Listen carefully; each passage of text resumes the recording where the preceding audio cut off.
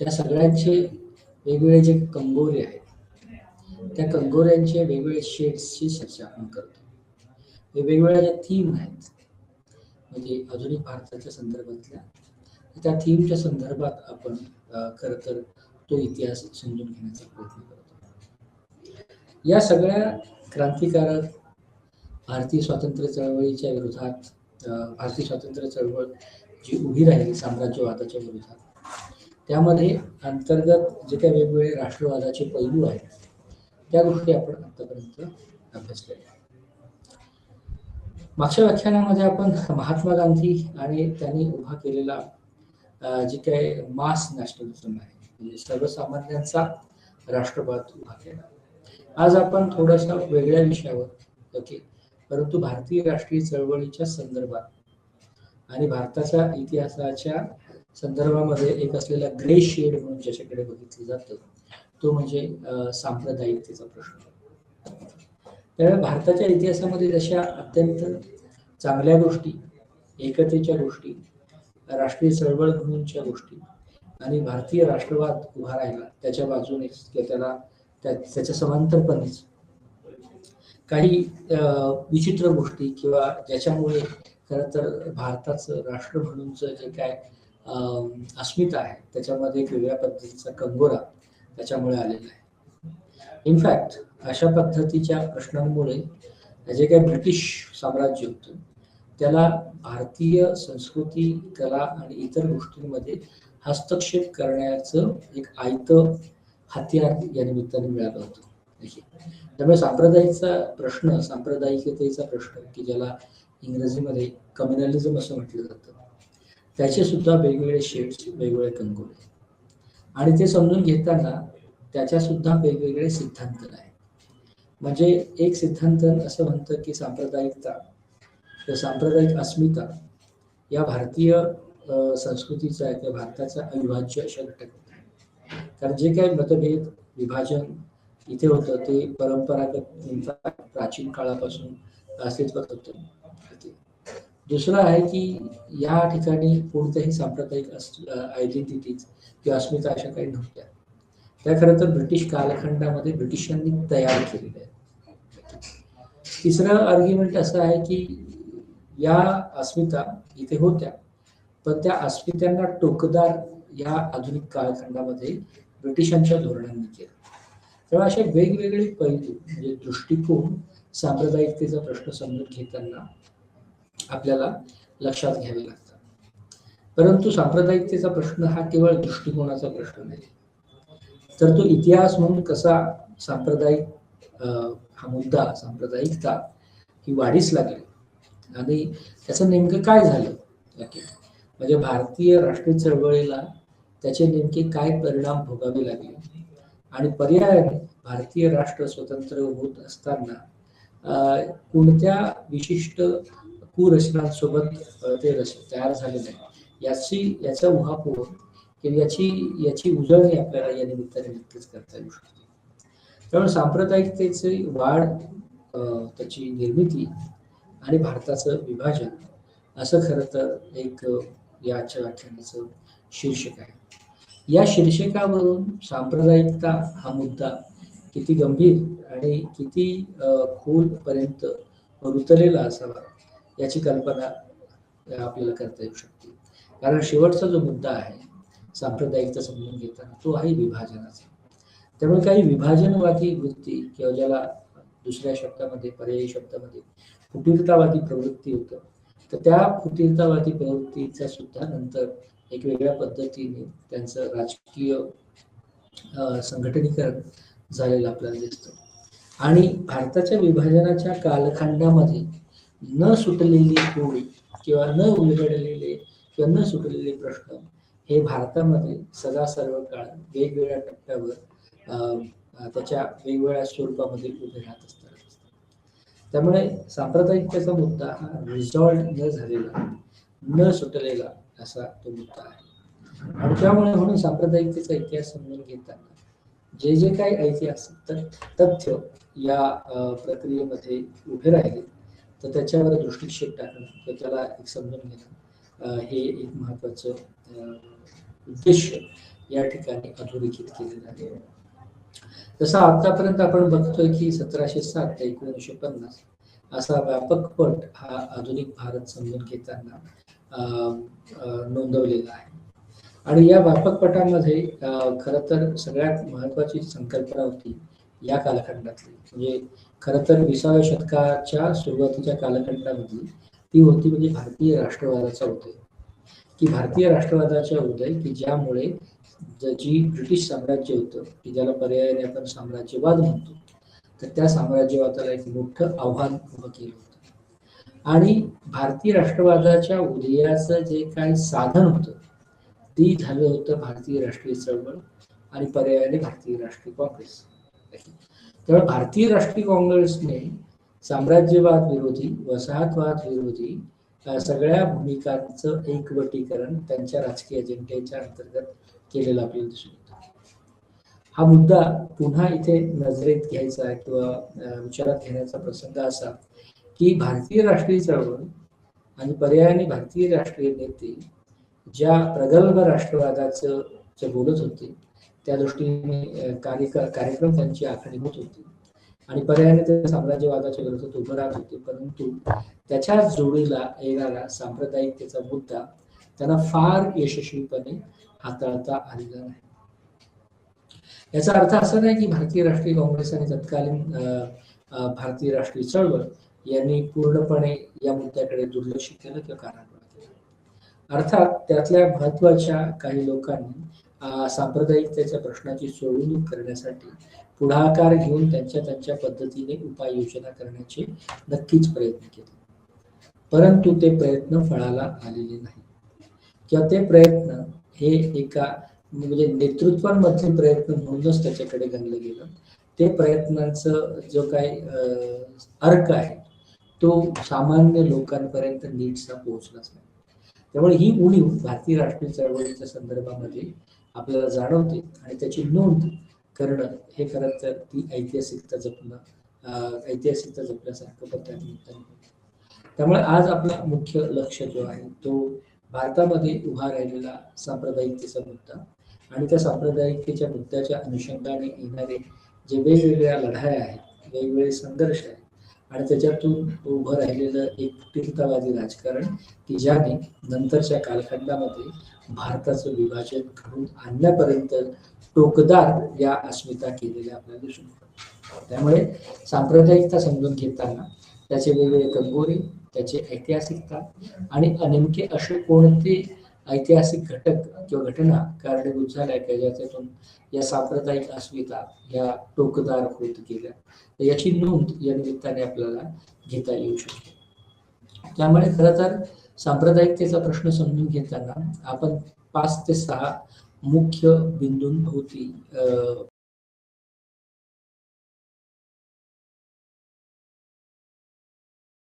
व्याख्या. तर मुळामध्ये भारतीय परिप्रेक्ष्यामध्ये सांप्रदायिकता ज्या समूह आणि समुदायाशी संबंधित तयार झालेली आहे त्याचा आवाका आपण लक्षात घेणार आहोत. किंवा दुसऱ्या शब्दामध्ये सांगायचं झालं तर सांप्रदायिकता भारतीय परिप्रेक्ष्यामध्ये नेमकी काय, तर त्याचा उलगडा आपण या ठिकाणी केला जाऊ शकतो. आणि भारतीय परिप्रेक्ष्य आणि सांप्रदायिकतेचा मुद्दा म्हणजे असं की सांप्रदायिकतेच्या संदर्भात वेगवेगळी मिथकं जगभरात आढळून येतात आणि म्हणून भारतीय सांप्रदायिकता ही त्या मिथकांपेक्षा कशी वेगळी किंवा भारतीय सांप्रदायिकतेला किंवा सांप्रदायिकतेच्या संदर्भातच काय काय कोणत्या गोष्टीची मिथक उभी राहिलेली दिसून येतं. म्हणजे उदाहरणासहित जर सांप्रदायिकता आणि मिथकांचा प्रश्न किंवा त्याचा उलगडा करायचा असला तर असं म्हटलं जातं की धर्म हे सांप्रदायिकतेचं कारण आहे. म्हणजे धर्माच्या आधारे तयार झालेल्या अस्मिता या सांप्रदायिक अस्मिता म्हणून रूपांतरित होऊ शकतात. हे वाक्य जरी बरं वाटत असलं तरी ते पूर्ण सत्य नाही. म्हणजे महात्मा गांधींसारखे द्रष्टे नेते की जे खरं तर राजकीय जीवनामध्ये वेगवेगळ्या पद्धतीसाठी आणि वेगवेगळ्या मोर्चेबांधणीसाठी ओळखले जातात, पण व्यक्तिगत आयुष्यामध्ये ते खऱ्या अर्थाने धार्मिक नेतृत्व ते होतं आणि धर्माला घेऊन त्यांचं कोणत्याही पद्धतीचं किंतु परंतु नव्हतं. त्यामुळे धर्म पाळणारे महात्मा गांधींसारखे नेते हे एक असं ज्वलंत उदाहरण आहे की धर्म हे काही संप्रदायाचं कारण असू शकत नाही. म्हणजे संप्रदाय म्हणजे धार्मिक माणसं असू शकतात, सांप्रदायिक असण्यासाठीच्या वेगळ्या गोष्टींची आवश्यकता असते. त्यामुळे धर्म मानला एखाद्याने चांगल्या पद्धतीने तर तो सांप्रदायिक होतो असं नाही. त्यामुळे सांप्रदायिकतेला घेऊन जी वेगवेगळी मिथकं आहेत, ती मिथकं सुद्धा समजून घेण्याचं एक उद्दिष्ट या ठिकाणी आपण अधोरेखित केलेलं आहे. या सगळ्याच्या नंतर आपण खरं तर हा चार्ट आपल्याला काय दाखवतो की आपण सांप्रदायिकतेचा मुद्दा कशा पद्धतीने आणि कोणत्या क्रमामध्ये, त्यामुळे सांप्रदायिकतेचा मुद्दा हा पहिल्यांदा व्याख्यात करणं गरजेचं आहे. म्हणजे भारतीय परिप्रेक्षामध्ये सांप्रदायिकता म्हणजे काय ते आपण करू. दुसरं त्याच्या संदर्भात किंवा त्याच्याशी संबंधित असलेली जी वेगवेगळी मिथकं आहेत, ती मिथकं आणि भारतीय समाजरचना याच्यामध्ये नेमका काय भेद आहे, तो भेद या निमित्ताने आपल्याला या ठिकाणी समजून घेता येणं शक्य आहे. तिसरा जो महत्त्वाचा बिंदू आहे, सांप्रदायिकता हा जरी धर्माधारित शब्द असला आणि धर्माच्या अस्मिता अत्यंत टोकदार झाल्यामुळे जे काही तणाव आणि पर्यायाने त्याचे दंगलीमध्ये रूपांतर झालेले असले तरी सांप्रदायिकतेचा आणि धर्माचा असा डायरेक्ट संबंध किंवा धर्म हेच सांप्रदायिकतेचं अंतिम स्वरूप अशा पद्धतीचं कोणतंही भाष्य आपल्याला या ठिकाणी करता येणं शक्य आहे. त्यामुळे सांप्रदायिकतेची वाढ आणि विकास म्हणजे उदय आणि विकास हा नेमका कसा झाला हे आपण ऐतिहासिक परिप्रेक्ष्यामध्ये समजून घेणार आहोत. आता हे समजून घेत असताना आपण सांप्रदायिकतेला खतपाणी घालणारे इतर पर्यायी घटक कोणते त्याची चर्चा या ठिकाणी करणं अपेक्षित आहे.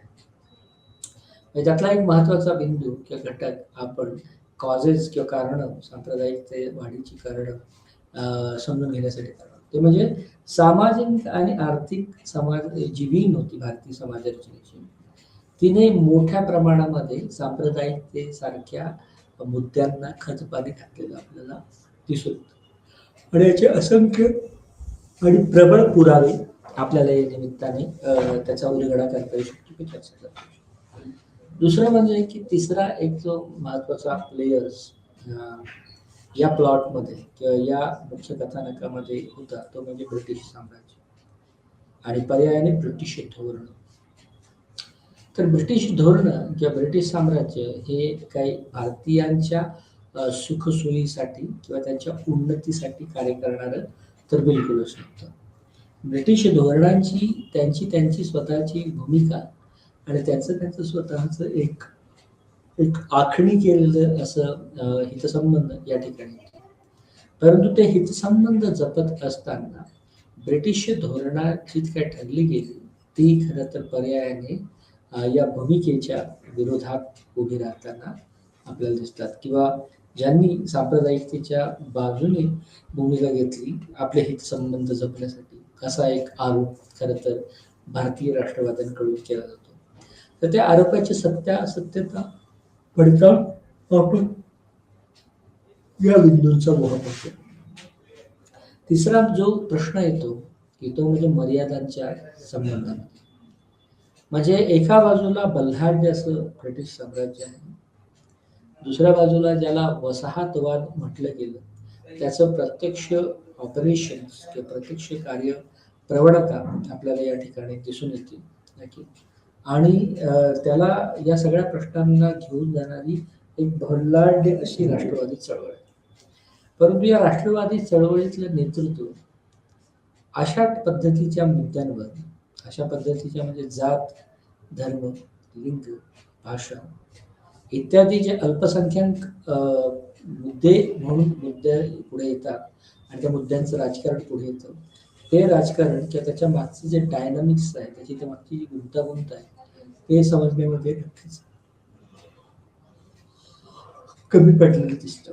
तर त्यामुळे ही मर्यादा सांप्रदायिकतेच्या संदर्भात कशी अत्यंत गहिरी झाली आणि भारतीय राष्ट्रीय चळवळीचं नेतृत्व करणाऱ्या कोणत्याही नेत्यांच्या लक्षात हा मुद्दा समग्रपणे कधी आला असतो.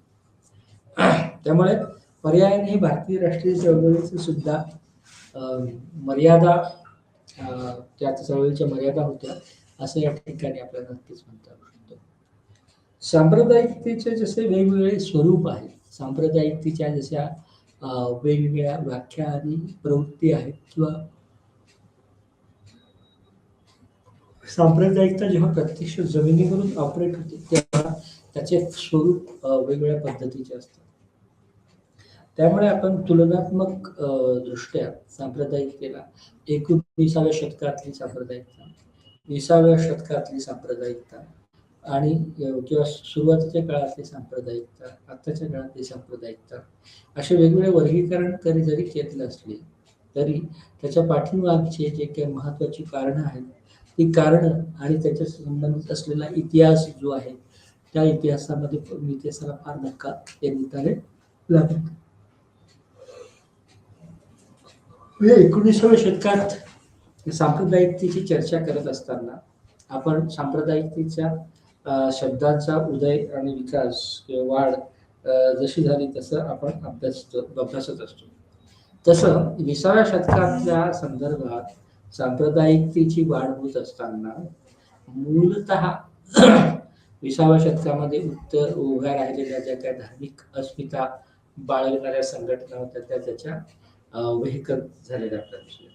आणि पर्यायाने त्यामध्ये मुद्दे म्हणून जर बघायचं झालं, चर्चा झालं तर बंगालची फाळणी, मुस्लिम लीगची निर्मिती, हे सगळे अत्यंत महत्वाचे आणि कटू पद्धतीचे अनुभव या निमित्ताने आपल्याला येतात.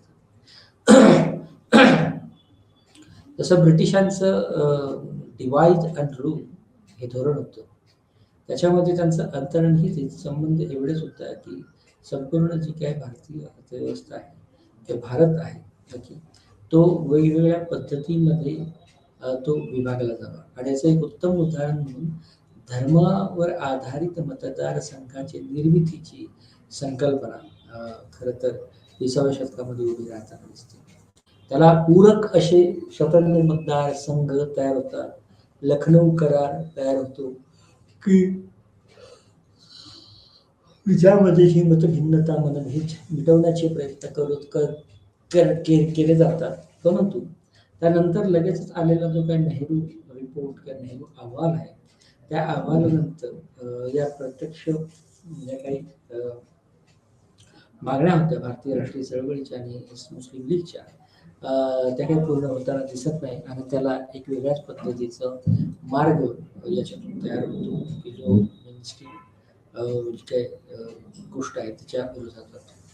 त्यामुळे नेहरू आणि जिन्ना हे खरं तर या कालखंडामध्ये अत्यंत बलवान, बलशाली आणि वेगवेगळ्या समूहांचं प्रतिनिधित्व करणारे नेतृत्व म्हणून उभे राहतात.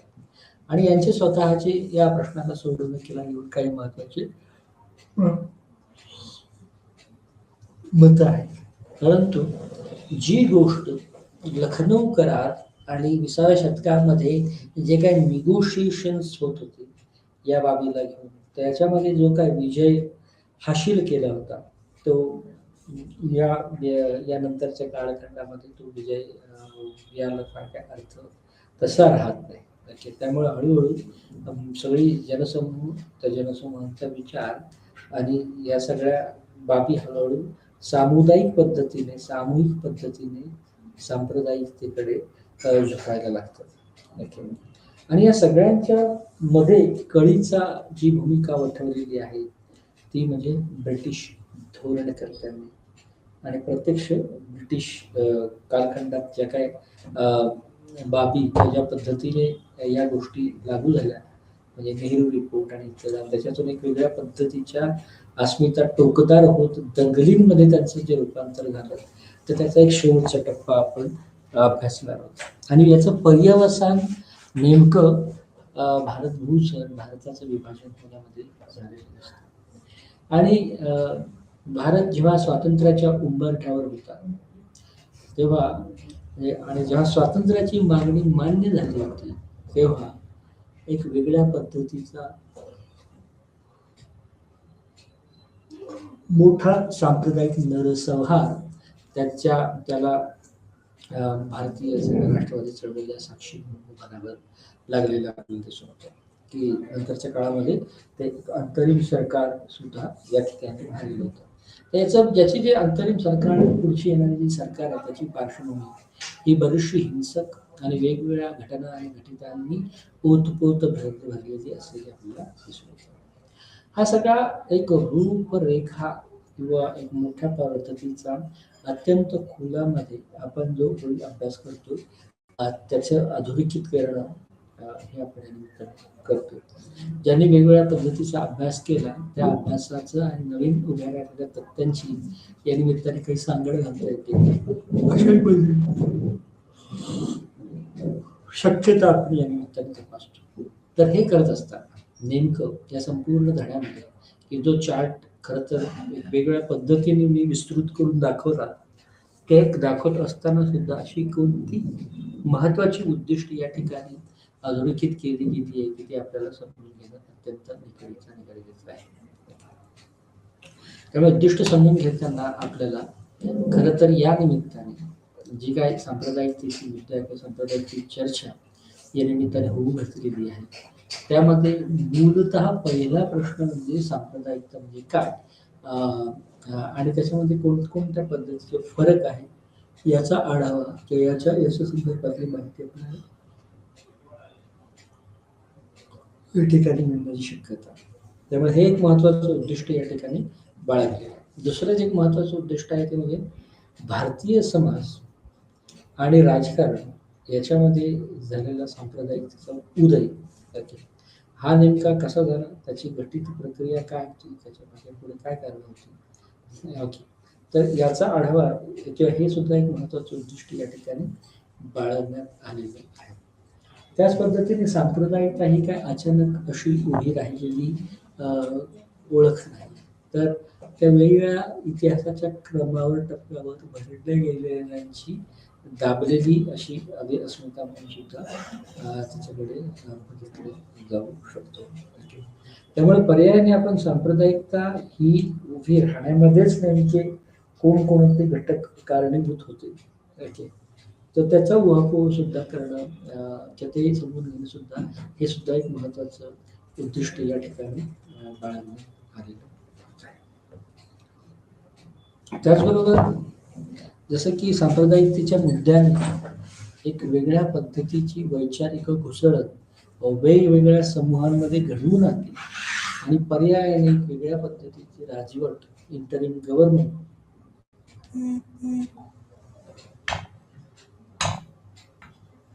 या ठिकाणी उभं राहिलेलं आहे आणि की जे हळूहळू या संपूर्ण संकटाला फाळणी किंवा भारताच्या विभाजनापर्यंत घेऊन जातो.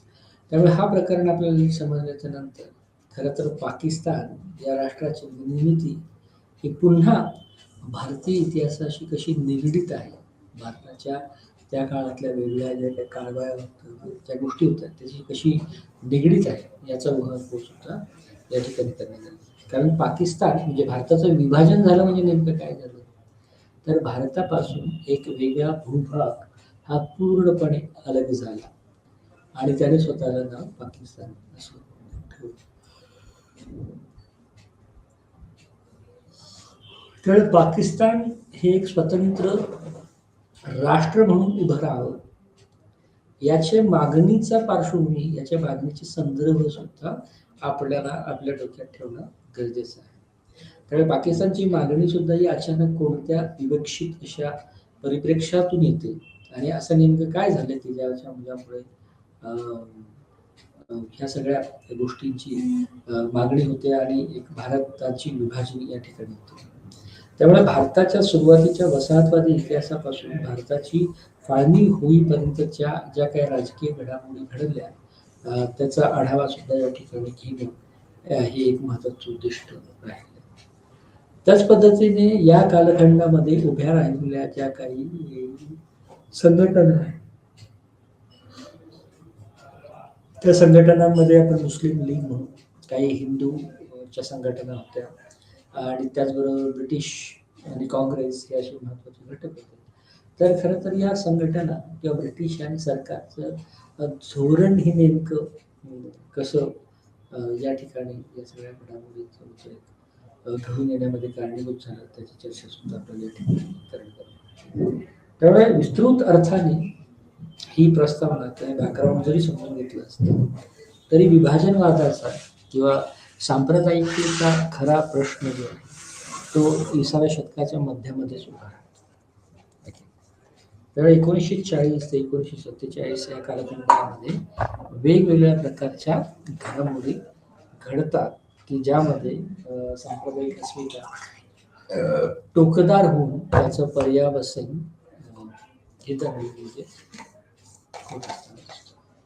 तर हे प्रकरण अभ्यासल्यानंतर आपल्याला या सगळ्या बिंदूंबद्दल एक एक एक स्वच्छ अशी क्लॅरिटी एक स्पष्टपणे पण आहे याच्यातून दिसतो. कारण प्रामुख्याने सांप्रदायिकतेच्या अत्युच्च टोकाचा कालखंड हा 1940 ते 47 म्हणून गणला जाऊ शकतो.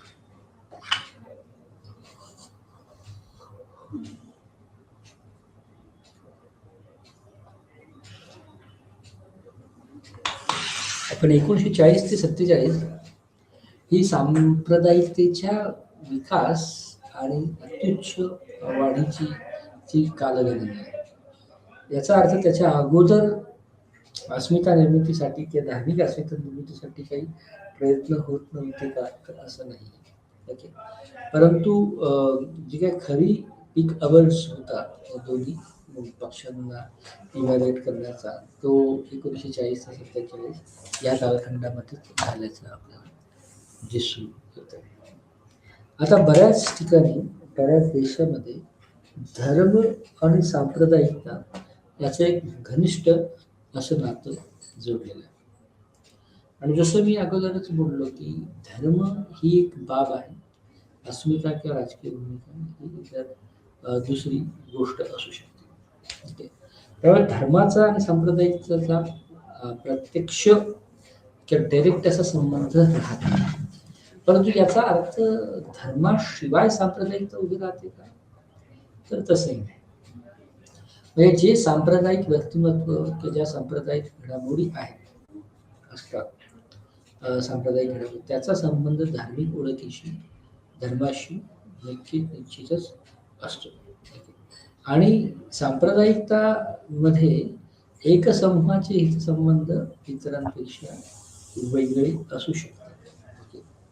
आणि त्यामुळे सामुदायिक हित एक समुदायाचं सामुदायिक हित या दृष्टिकोन की हा केंद्रबिंदू असतो कुठल्याही सांप्रदायिक अस्मिता आकाराला घेत असताना.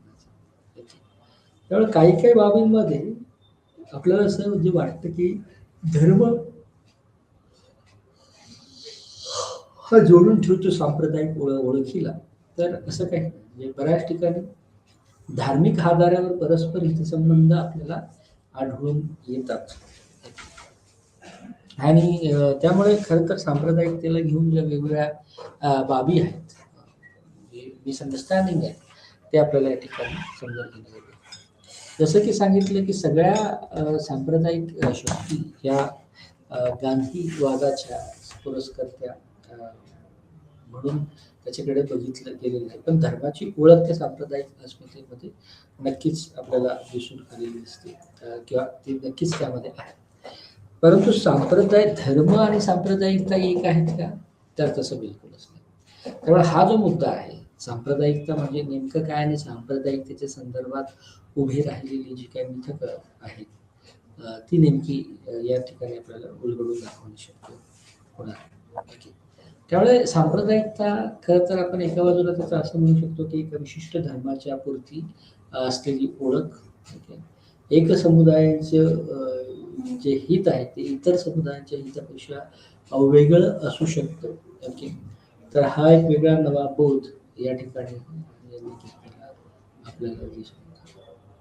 ओके, आणि या सगळ्या प्रक्रियेमधून सांप्रदायिकतेला घेऊन जे काही वेगवेगळे मिथकं उभी राहतात त्या मिथकांमध्ये त्या मिथकं तोडणं हे सुद्धा एक महत्वाचे लक्षण, एक महत्वाची बाब म्हणून त्याच्याकडे वाचू शकतो. म्हणजे धर्माचं आणि सांप्रदायिक अस्मितेचं घनिष्ठ नातं आहे का, तर आहे. पण धार्मिक अस्मिता म्हणजे सांप्रदायिकता आहे का, तर बिलकुलच नाही. त्यामुळे सांप्रदायिक अस्मिता या केवळ धार्मिक असत नाही, त्या विशिष्ट संप्रदायाशी संबंधित असतात. ठीक आहे, आणि एखादा माणूस धार्मिक असतो म्हणजे तो सांप्रदायिक असतो असं नाही. त्यामुळे हे जे मिथक तयार झालेले आहे धर्माचं आणि सांप्रदायिकतेचं ते तेवढंसं काही खरं नाही. त्यामुळे या मुद्द्यांवर जे काही विचार सांप्रदायिकतेच्या संदर्भात मांडले गेले त्यामध्ये आपल्याला हे डिस्टिंक्शन्स मिळवता येतं किंवा वेगळं करता येतं आणि त्यासाठी आपण उदाहरण सुद्धा घेतलं. म्हणजे दादाबाई महात्मा गांधी व्यक्तिगत आयुष्यामध्ये अत्यंत संत माणूस आणि सगळ्या राजकीय प्रक्रियेमधून तयार होणारा आणि असा तो धार्मिक माणूस. कारण महात्मा गांधींना धर्म पाळण्यामध्ये कोणताही कमीपणा वाटत नव्हता. परंतु महात्मा गांधी हे फंडामेंटल किंवा जे काय महत्वाचे कट्टरपंथी या काळातले होते त्यांच्या बाजूने होते ना तर त्यांच्या बाजूने. त्यामुळे गांधींसारखं व्यक्तिमत्व हे खरं तर आपल्या उदाहरणामध्ये चटकन घुसेल की सांप्रदायिकतेच्या ज्या संदर्भात मिथक आणि इतर गोष्टी तयार होतात त्या म्हणजे आता उदाहरण गांधींचे उदाहरण की गांधी धार्मिक आहे म्हणजे ते सांप्रदायिक आहे तर असं बिलकुल नाही. गांधींनी एका टप्प्यांमध्ये अशा कुठल्या तरी अस्मितांचा पेहराव केलेला दिसत येतो, परंतु त्या केवळ तशा आहेत म्हणून त्या सांप्रदायिक ठरत आहेत. त्यामुळे उदाहरण म्हणून किंवा नटशल म्हणून आपण असं म्हणू शकतो की सांप्रदायिकता ह्या केवळ धार्मिक असू शकत नाही. सांप्रदायिकता सिद्ध होण्यासाठी इतरही महत्वाचे घटक कारणीभूत असू शकतात. त्यामुळे हे जर हा जो मुद्दा आपल्याला नीटसा समजून घेता आला तर दुसरा जो काय आर्ग्युमेंट्स म्हणून उभं राहते ते धर्म ही समस्या असू शकत नाही. म्हणजे धर्म आणि सांप्रदायिक अस्मिता ह्या संपूर्णपणे वेगळ्या बाबी आहेत. म्हणजे सांप्रदायिक राजकीय अजेंड्यासाठी धर्माचा वापर होणं एक बाब आणि धर्म म्हणूनच तशा पद्धतीचा विचार प्रस्तुत करणं ही दुसरी बाब. त्यामुळे धर्म खरं तर ही समस्या भारतीय परीक्षामध्ये कधी नव्हती असं म्हटलं होतं, तर त्याचं हे उदाहरण आहे. तिसरं जे मिथक आहे की आधुनिक भारतामध्येच खरं तर याची निर्मिती सांप्रदायिकतेची निर्मिती झालेली आहे की ज्यामध्ये सय्यद अहमद खान आणि इतर या सगळ्यामध्ये एक मोठं घनिष्ठ चर्चा चर्चा झालेलं आपल्याला दिसून. त्यामुळे हे सुद्धा एक मिथक आहे, कारण अशाच पद्धतीच्या अस्मिता या प्राचीन भारतामध्ये आणि भूतकाळामध्ये अस्तित्वात असल्याचे दाखले आणि पुरावे हे खरं तर भारतीय ज्ञान परंपरा अभ्यासनामध्ये दिसून येऊ शकतात. ओके, त्यामुळे ह्या सगळ्या गोष्टी समजून घेतल्याच्या नंतर नेमकी सांप्रदायिकतेची वाढ उदय हा कसा झाला आणि त्याला कोणत्या पद्धतीचे सामाजिक आणि राजकीय घटक कारणीभूत झाली याची चर्चा या ठिकाणी आपल्याला करणं अपेक्षित आहे. त्यामुळे सांप्रदायिकतेचा मुद्दा की ज्याला रूढार्थाने जातीवाद, जातीय हिंसा, जातीय दंगली वगैरे वगैरे असं जे म्हटलं जातं त्याची पाळंमुळं आपल्याला इतिहासामध्ये सुद्धा दिसून येतात. आणि त्यामुळे खरं तर या सगळ्या अस्मिता ज्या आहेत त्या पूर्णपणे म्हणजे प्रक्रिया म्हणून मोठ्या पद्धतीने ऍक्टिव्ह आणि राजकीय असल्यामुळे त्याचा जो संपूर्ण कॉन्टेक्स्ट संदर्भ आहे तो समजून घेणं गरजेचं आहे. त्यामुळे सांप्रदायिकतेचा उगम आणि वाढ जी आहे ती प्रामुख्याने 20व्या शतकामध्ये झालेली आपल्याला दिसून येते. परंतु याच्या ऐतिहासिक नोंदी ज्या आहेत किंवा ऐतिहासिक घटक जे आहेत ते खरं तर फार पूर्वीपासून भारताच्या या संदर्भामध्ये भारतभर अस्तित्वात असल्याचे आपल्याला दिसतात. ब्रिटिश आल्याच्या नंतर त्याला एक वेगळा टोकदारपणा आला आणि पर्यायाने ब्रिटिशांची जी धोरण नीती होती त्याने खरं तर एक वेगळ्या पद्धतीची बाब घडून आणली आपल्याला दिसून येतात. अर्थात जसं मी सांगितलं की 20व्या शतकामध्ये सांप्रदायिकतेची वाढ झाली, परंतु अस्मिता किंवा ओळखी ह्या अगोदरपासून त्या ठिकाणी होत्या. परंतु ब्रिटिशांसारखे प्लेयर्स नव्हते की जे या अशा पद्धतीच्या प्रश्नांना एक वेगळ्या पद्धतीचं वळण देऊ शकते. आणि जसं की तिसरी थिअरी होती की या ब्रिटिशांच्या धोरणांच्या वळणामुळेच खरं तर भारतामध्ये या ठिकाणी अशा पद्धतीचा उद्गम आणि विकास ब्रिटिशांनी साधलेला. त्यामुळे सांप्रदायिकतेची वाढ आणि उदय आणि चर्चा समजून घेताना आपण वेगवेगळ्या पद्धतीचे सामाजिक आणि आर्थिक घटक किंवा सामाजिक आणि आर्थिक चळवळी होत्या, त्या सुद्धा समजून घेणं गरजेचं आहे. या कालखंडामध्ये जसं की सामाजिक आणि राजकीय बाबींचा विचार करत असताना धर्म एक वेगळा महत्वाच्या एकक म्हणून या ठिकाणी उभा राहताना आपल्याला दिसतो. आणि धर्म जेव्हा उभं राहतं त्या धर्म हे त्यांच्या असंख्य मर्यादांसकट या कालखंडामध्ये उभं राहिलेलं आपण बघू शकतो. आणि या मर्यादांना चा पाठलाग करणे किंवा मर्यादांना पुढे नेण्यासाठी जे काही महत्वाचे समाजसुधारक होते त्यामध्ये राजाराम मोहन राय आणि इतर यांनी ज्या कुप्रथा धर्मामध्ये शिरलेल्या होत्या त्याला नष्ट करण्याचे किंवा त्याच्या संदर्भातले जे काही वेगवेगळ्या गोष्टी होत्या त्या काढून टाकण्याची धोरणं खरं तर राजाराम मोहन राय यांनी केली. आणि राजाराम मोहन राय हे मुळातच ब्राह्मण समाज आणि ब्राह्मण समाजामुळे झालेली हिंदू धर्माची एक वेगळी चळवळ यासाठी ओळखलं जातं.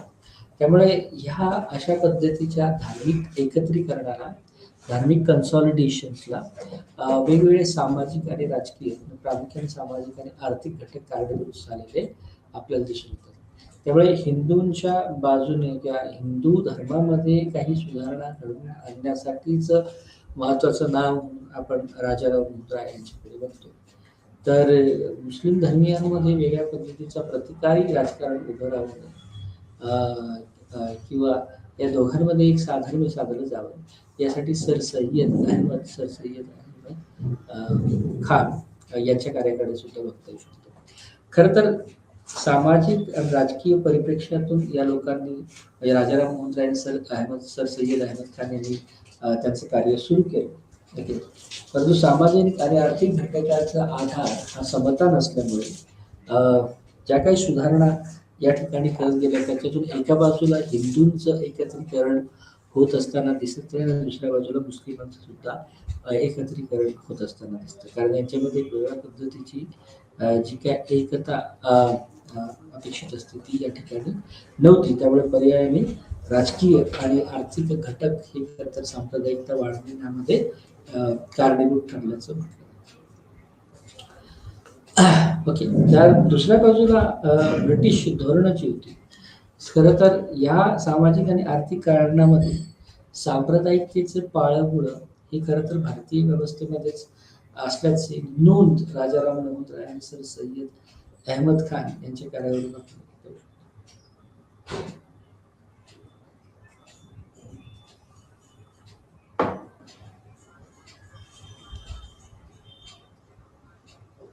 परंतु या ठिकाणी इतर एक महत्वाचा घटक सुद्धा आहे. राजाराम मोहन रायच्या ब्राह्मण समाजानंतर सर सय्यद अहमद खान यांच्या नंतर एका बाजूला मुस्लिमांचं कन्सॉलिडेशन होताना दिसते, दुसऱ्या बाजूला हिंदूंचं कन्सॉलिडेशन होताना दिसते. आणि या सगळ्या प्रक्रियेचा फायदा घेण्याचा प्रयत्न खरं तर ब्रिटिश धोरणकर्त्यांनी घेतलेलं दिसतं. कारण ब्रिटिश धोरणकर्त्यांची यातली भूमिका अत्यंत रोखठोक आणि पर्यायाने हितसंबंधांचं रक्षण करणारी ठरलेली आहे. कारण 1857 होऊन गेलं होतं आणि त्या पार्श्वभूमीवर आपण ब्रिटिश धोरणांची मीमांसा करणार आहोत. 1857 झालेल्या असल्यामुळे ब्रिटिशांना असं वाटत होतं की पुन्हा तशाच पद्धतीची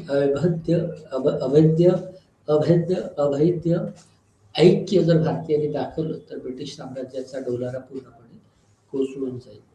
त्यामुळे त्यांना पूर्णपणे असं संयुक्तपणे एकत्रितपणे एकत्र वाटू नये यासाठी खरं तर 1857च्या दशकानंतर जी धोरणनीती अवलंबली ती रूढार्थाने फोडा आणि झोडा किंवा डिवाइड आणि रूल अशा पद्धतीने तिच्याकडे बघितलं जातं. त्यामुळे 1857 नंतर काही ठिकाणी आपल्याला विशिष्ट समुदायांचं लांबून चालन हे सरकारी अधिकारी कशा पद्धतीने करत होते याचं उदाहरण आपल्याला दिसून येते. त्यामुळे हा जो काय विकोप भारतीय समाजामध्ये हिंदू मुस्लिम चर्चाच्या निमित्ताने हिंदू मुस्लिम संस्कृतीच्या निमित्ताने दिसत होता तर ते ऐक्य अजून मोठ्या प्रमाणामध्ये त्याच्यामध्ये मतभेद वाढतील अशा पद्धतीची ब्रिटिश धोरण आपल्याला 1857 नंतर दिसायला सुरुवात होते. ओके. आणि ते हळू-हळू आपल्याला ज्या काही वेगळ्या म्हणजे त्याच्यात समांतरपणे जी वेगळी मागणी उभी राहते. समांतरपणे मतदारसंघ असणे जसं किंवा मग स्वतंत्र मतदारसंघ असणे. दुसऱ्या बाजूला एक अशी मागणी होती की 146 पद्धतीच्या गायरन हे सगळे मुद्दे ब्रिटिशांच्या धोरणांशी सुसंगत आणि त्यांच्या फोडा आणि झोडा या धोरणांच्या परिप्रेक्ष्याने बघता येऊ शकतात. त्यामुळे खरं तर हा मुद्दा सांप्रदायिकतेचा मुद्दा हा फुलला त्यामध्ये सामाजिक आर्थिक घटक कारणीभूत दिशा ठरले. तसेच या कालखंडामध्ये उभं राहिलेले ब्रिटिशांचे धोरण आणि वेगळ्या पद्धतीने ते कारणीभूत ठरलेले असतात. तिसरी जी मर्यादा किंवा कारण म्हणून सांप्रदायिकतेचं या ठिकाणी उदय आणि वाढ हे आपण समजून घेत असताना आपल्याला लक्षात येऊ शकतं की भारतीय राष्ट्रीय चळवळ जी होती जी अशी आहे की जिला खरं तर भारत हा साम्राज्यवादी ताकदीपासून शक्तीपासून मुक्त झालेला पाहावयाचा होता. तर त्याला त्या चळवळीच्या नेतृत्वाला खरं तर सांप्रदायिकतेचा मुद्दा आणि त्याचा आकारच नीटसा कळालेला होता. त्याच्या मागचं डायनॅमिक्स पण नीटसर कळालं होतं. त्या अर्थाने भारतीय राष्ट्रीय चळवळ ही एक मर्यादावादी किंवा मर्यादा असणारी संघटना किंवा पक्ष त्या ठिकाणी होता असं आपल्याला दिसून येतं. एका बाजूला जर जे हिंदू मुस्लिम राजा राममोहन राय सरसैयद अहमद खान या सगळ्या नेतृत्वाच्या अंतर्गत जे काय एकत्रीकरण किंवा कन्सॉलिडेशन झालेलं आपल्याला दिसून येतं. त्या कन्सॉलिडेशनने दोन्ही बाजूने वेगवेगळ्या थोड्याशा कट्टर अशा संघटना आणि समूहांची अस्मिता उभ्या राहिल्या. त्यामुळे एका बाजूला हिंदू पुनरुज्जीवनवादी संघटनांचे निर्मिती होते तर दुसरीकडे 20व्या शतकाच्या उच्च कालखंडामध्ये मुस्लिम लीग सारखा प्रत्यक्ष प्लॅटफॉर्म म्हणून उभा राहताना आपल्याला दिसून येतो. ओके. त्यामुळे 20व्या शतकामध्ये जे काही आणि याचा प्रत्यक्ष फळ जी सांप्रदायिकतेची जी टोकदार अस्मिता तयार होती ती खऱ्या अर्थाने 20व्या शतकामध्ये त्याच्या संदर्भातले जे काय दुर्गुण आहेत त्याची चर्चा खरं तर 20व्या शतकामध्ये होते. आणि 20व्या शतकामध्ये इतर असलेले ऐतिहासिक घटना सुद्धा या सांप्रदायिकतेच्या ओळखीमध्ये किंवा सांप्रदायिकता वाढीमध्ये सक्रिय होताना दिसतात किंवा त्याची कारण आपल्याला या ठिकाणी दिसतात. त्यामध्ये 1905 या मध्ये झालेली बंगालची फाळणी हे अत्यंत मूलभूत कारण म्हणून सुद्धा बघितलं जाऊ शकतं सांप्रदायिकतेचा परिप्रेक्ष्य समजून घेतात. त्यामुळे या कालखंडामध्ये जसं मुस्लिम लीगची निर्मिती झाली होती तसेच वेगवेगळ्या पद्धतीचे हिंदू गट सुद्धा उभे राहिले होते. आणि 1905 ला बंगाली राष्ट्रवादाचा किंवा बांगला भाषिक राष्ट्रवादाचा उदय सुद्धा झाला. 1905च्या संदर्भामध्ये आणि बंगालच्या फाळणीच्या प्रकरणामध्ये ब्रिटिशांशी फोडा आणि झोडा या राजनीतीचा किंवा या नीतीचा प्रत्यक्ष अनुभव आपल्याला या ठिकाणी दिसून येऊ शकतो. आणि त्यामुळे बंगालची फाळणी घडून आणण्यामध्ये ब्रिटिशांचं नेतृत्व कारणीभूत झालं असा एक प्रभाव या ठिकाणी होता.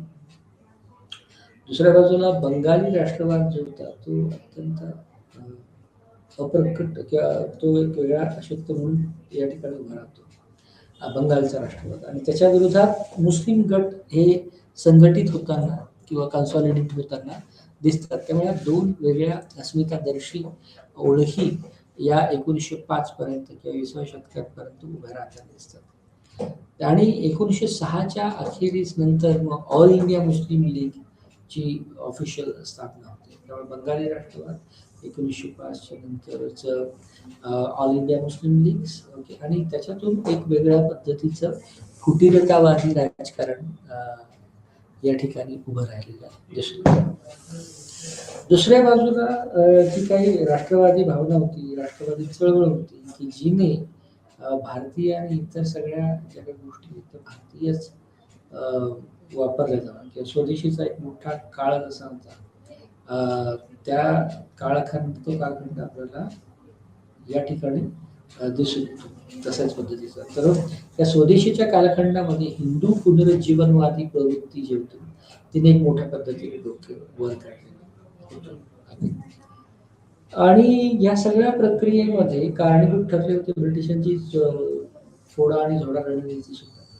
कारण बंगालच्या फाळणी जी 1905 ला झाली त्याचा राजकीय फायदा हा ब्रिटिशांना होईल अशाच पद्धतीने ब्रिटिश या सगळ्या घटनांचा प्रचार करत असताना आणि पर्यवसन याचं काय झालं मग 20व्या शतकामध्ये एक तर 1905 ची फाळणी झाली की ज्यामध्ये एका बाजूला मुस्लिम हे फिअरफुल झाले कुठल्या तरी एका राष्ट्राबद्दल आणि त्यांनी त्यांचं एक वेगळं शेड्यूल त्यांचं एक वेगळ्या पद्धतीने त्याकडे सगळं बघतं आणि याचं पर्यवसन हे नंतरच्या काळामध्ये जातीय दंगलींकडे झालेला याचाही अलीकडचा किंवा पलीकडचा इतिहास म्हणून जर आपण बघितलं तर इतिहासमध्ये हिंदू हिंदुस्थान अशा पद्धतीचं एक हिंदू नरेशन या स्वदेशी चळवळीच्या अगोदर आपल्याला 19व्या शतकामध्ये उत्तरेमध्ये होत असतं परंतु या ठिकाणी ते एक वेगळ्या पद्धतीचं वळण घेतं आणि त्याच्यातून एक वेगळ्या